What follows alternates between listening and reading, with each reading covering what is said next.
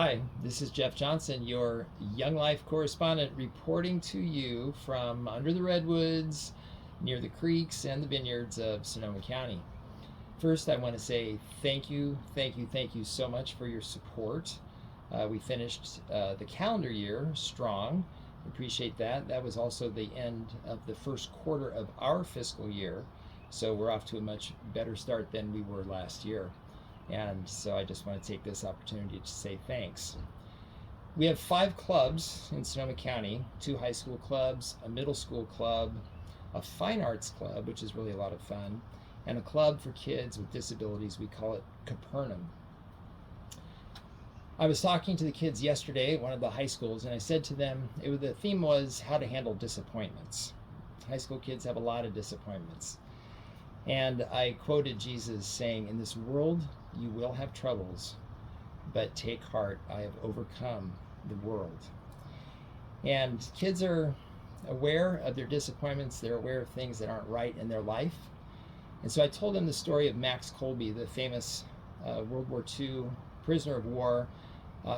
He was a prisoner in Auschwitz, and he gave his life so another one of the prisoners could be set free and not be executed by starvation. As it happened, this man's name was Francis, and he was eventually transferred to another prisoner of war camp and liberated by the Allied forces. That story was important because in the same way that Francis went on to live a happy life and a full life because Max Kolbe had sacrificed his life, I said to the students, that's exactly what Jesus did for you. He wants you to live a happy life and a full life. And so when disappointments come, remember, first of all, God is not punishing you for things in your life. He punished Jesus. He wants you to be set free to live a happy life and a full life because he paid the price for you to do that.